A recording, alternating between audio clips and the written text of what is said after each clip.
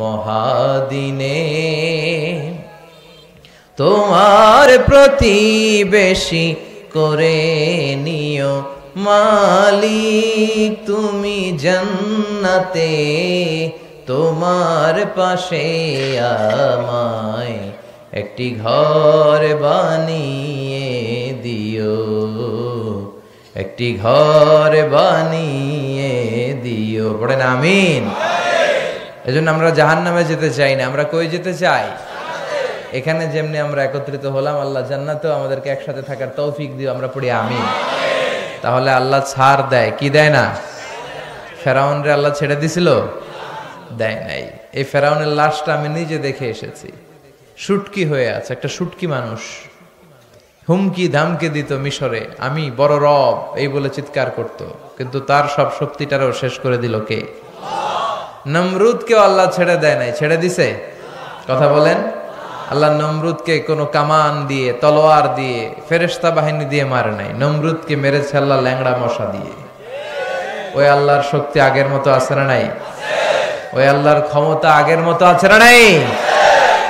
এজন্য আল্লাহ সব সময় ধরে না, ধরলে ছাড় দেয়, ছেড়ে দেয় না। তিনি ভুলে যায় না, তার এলেমে সব থাকে। এজন্য ভরসা রাখতে হবে কার উপর? চাইতে হবে কার কাছে? আমাদের যত চাওয়া, সব চাওয়াকে যদি তিনি পাওয়াতে রূপান্তরিত করে দেয়, তারপরেও তার ধন ভান্ডারের কিছু কমবে? সুবহানাল্লাহ পড়বেন না? এজন্য কার কাছে চাইবেন? চাইলেই আল্লাহ খুশি। ইন্নাহু মান লাম ইয়াসআলিল্লাহ ইয়াগদাবা আলাই। যে বান্দা আল্লাহর কাছে চায় না, তারে আল্লাহ পছন্দ করে না। আর যে বারবার বারবার বারবার আল্লাহর কাছে যায়, সে আল্লাহর কাছে প্রিয় হয়ে যায়। চাইবেন তো বেশি বেশি, নিজের জন্য চাবেন, অন্যদের জন্যও চাবেন। নিজের জন্য দোয়া করবেন, অন্যদের জন্যও করবেন। অনেকে বলে হুজুর আমারটা আমি করুম, আমি আরেকজনের জন্য করুম কেন? এরকম আছে না নাই? না, আরেকজনের জন্য দোয়া করলেও লাভ। আপনি যখন অন্য কারোর জন্য দোয়া করেন, তখন ফেরেশতারা বলে আল্লাহ ওয়ালাকা ওয়ালাহু বিমিসলিন, সে তার ভাইয়ের জন্য যেই দোয়াটা করেছে, এই দোয়া যদি তার দরকার হয়ে থাকে, তাহলে এই দোয়াটা তার জন্য আগে কবুল করে নাও।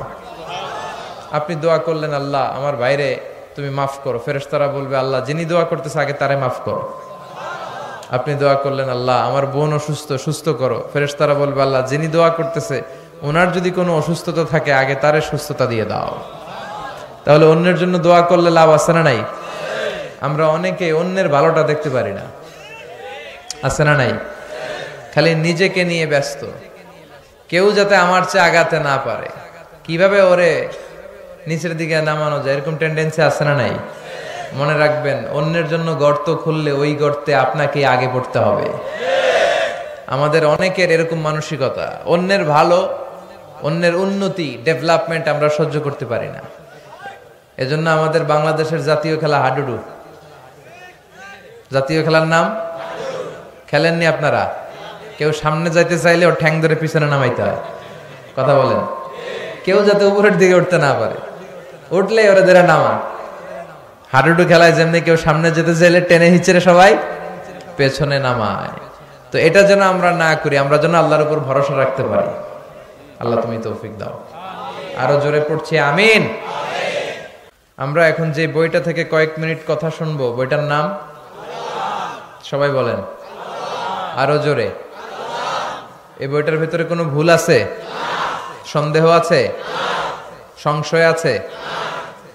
পৃথিবীতে যত কোরআন আছে সব কোরআনের এই নুসখা, এগুলোকে বলে নুসখা। কি বলে? নুসখা। ইংরেজিতে বলে স্ক্রিপচার। এই স্ক্রিপচার গুলোকে যদি আগুন দিয়ে জ্বালিয়ে দেয় কেউ, তাহলে পৃথিবী থেকে কোরআন দূর হয়ে যাবে? কথা কন। যদি আগুন লেগে ধ্বংস হয়ে যায়, ধ্বংস হয়ে যায়, যদি আগুন লেগে যায় পুড়ে যায় পৃথিবীর সব বইয়ের দোকান, বিশ্ব থেকে হারাবে না পবিত্র কোরআন, বিশ্ব থেকে হারাবে না পবিত্র কোরআন। ঠিক কিনা? অসম্ভব। পৃথিবীর সব লাইব্রেরি আপনি জ্বালায় দিতে পারেন, সব জ্বালায় দিতে পারেন, এই কোরআনও জ্বালায় দিতে পারেন, কিন্তু কোরআনকে পৃথিবী থেকে নিশ্চিহ্ন করে দেয়া যাবে না।